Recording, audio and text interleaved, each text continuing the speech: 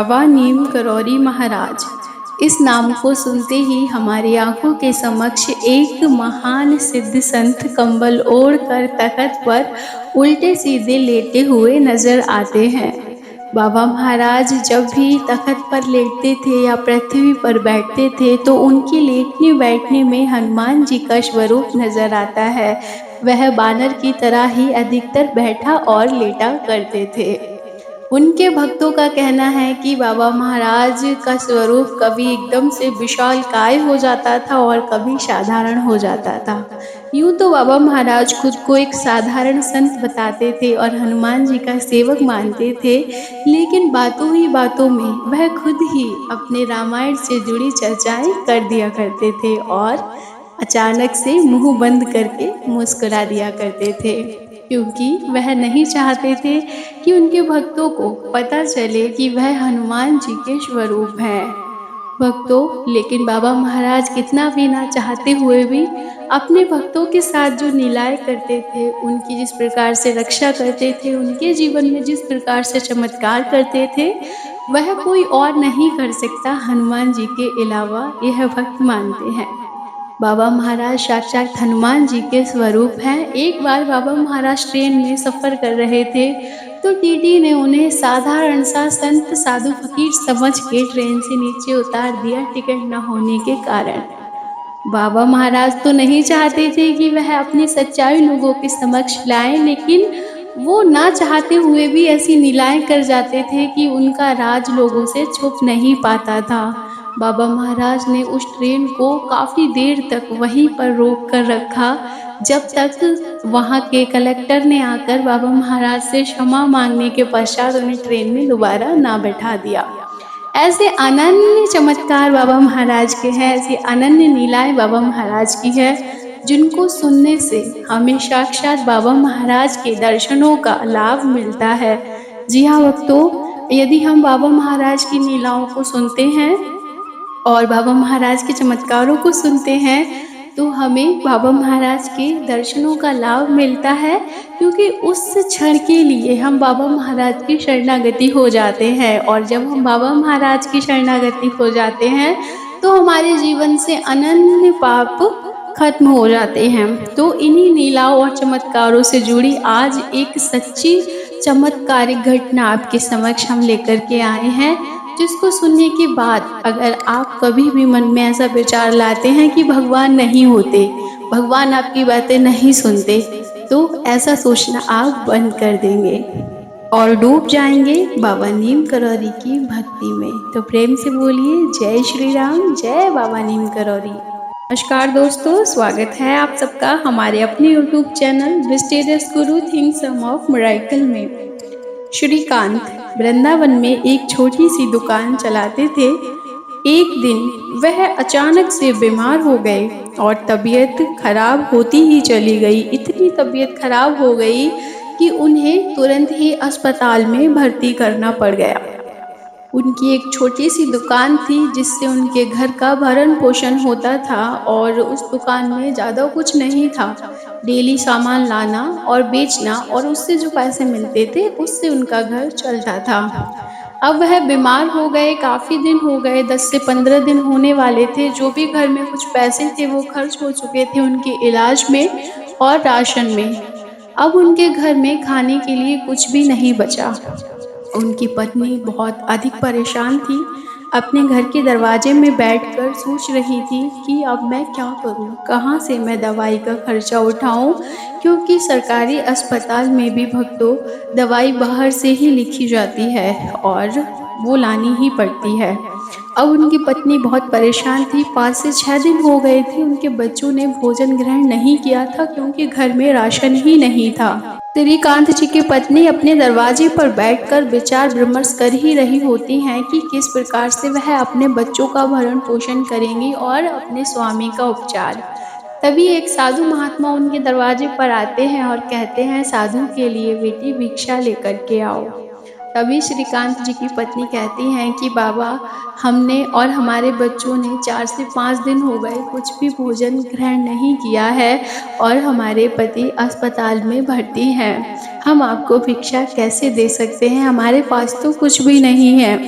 तो साधु कहते हैं, बेटी यदि आपने भोजन ग्रहण नहीं किया है तो यहाँ से कुछ दूरी पर अटाला चुंगी रोड पर बाबा नीम करौरी का आश्रम है, वहाँ आज भंडारा चल रहा है, तुम और तुम्हारे बच्चे वहाँ जाकर भोजन ग्रहण कर लो।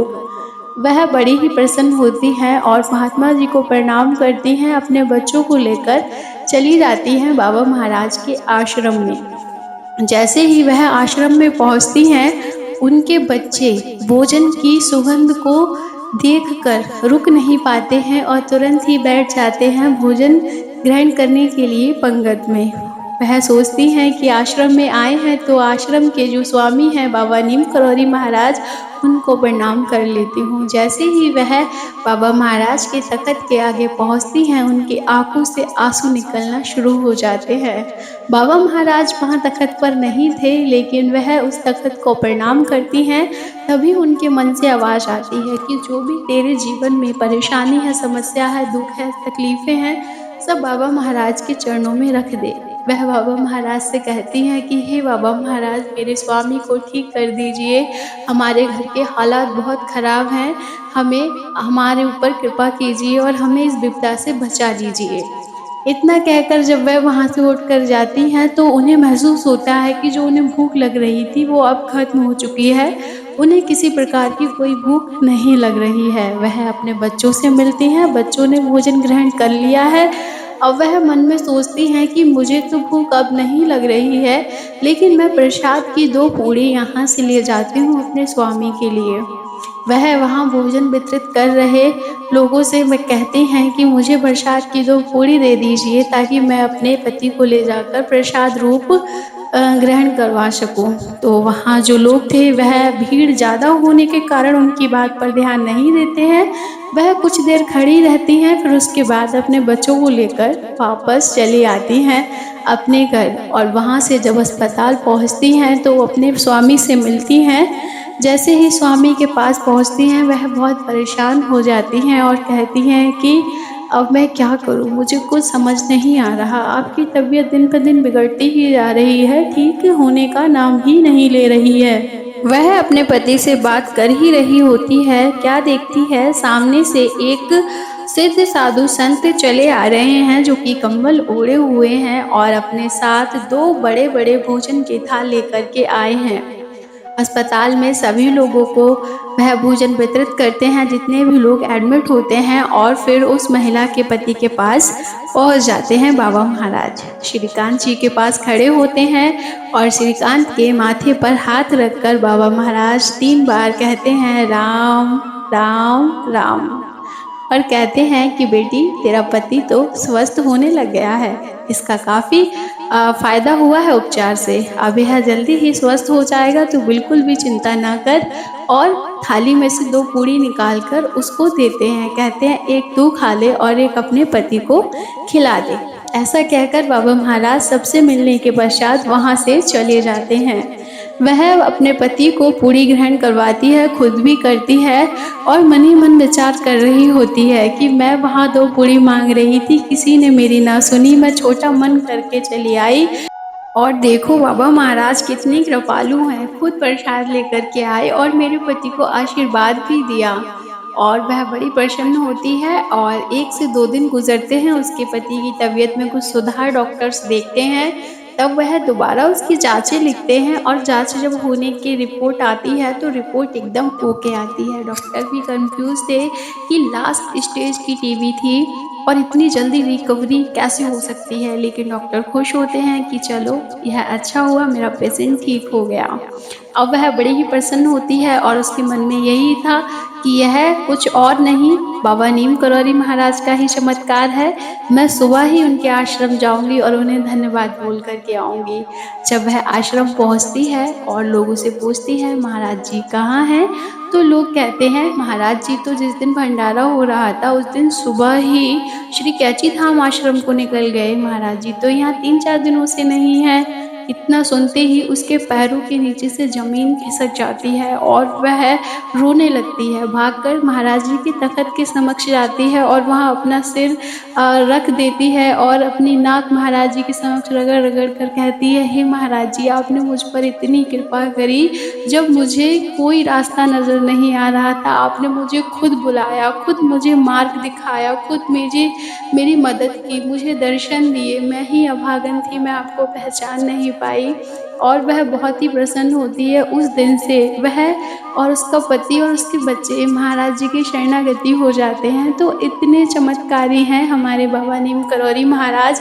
अगर आप उन पर रत्ती भर भी भरोसा करते हैं, मतलब रत्ती भर शब्द का इसलिए मैं यूज़ कर रही हूँ क्योंकि बहुत से लोग ऐसे होते हैं कि चमत्कार सुनने के बाद थोड़ी देर के लिए तो उन्हें लगता है कि हाँ, महाराज जी की बहुत बड़ी कृपाएँ हैं।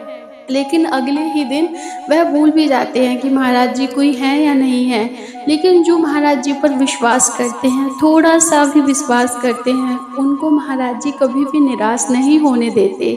आप महाराज जी को अपने जीवन में शामिल कीजिए, उन्हें अपने परिवार में बड़े सदस्य का दर्जा दीजिए, उन्हें अपने परिवार का मुखिया मानिए। उनसे ही आपके इष्ट बेशक कोई हो, आप आज तक शंकर जी को पूजते हो, राम जी को पूजते हो, हनुमान जी को पूजते हो या माता रानी को पूजते हो, आप उनको पूजते रहिए। हम ये नहीं कहते आप अपने इष्ट को छोड़ दीजिए, लेकिन अगर आपके जीवन में बाबा महाराज से जुड़ा कुछ भी चमत्कार हुआ है, बाबा महाराज की शक्तियों का आपको अनुभव हुआ है, तो बाबा महाराज आपके साथ हैं। और यदि आपने उसे पहचाना है तो आप आज से ही अपने घर का मुखिया बाबा महाराज को मान लीजिए।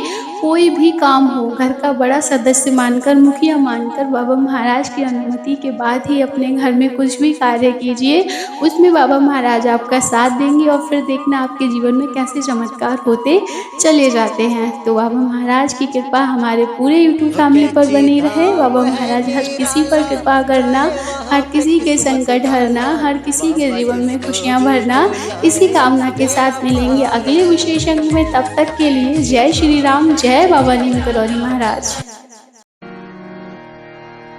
हरे राम राम राम सीता राम, हरे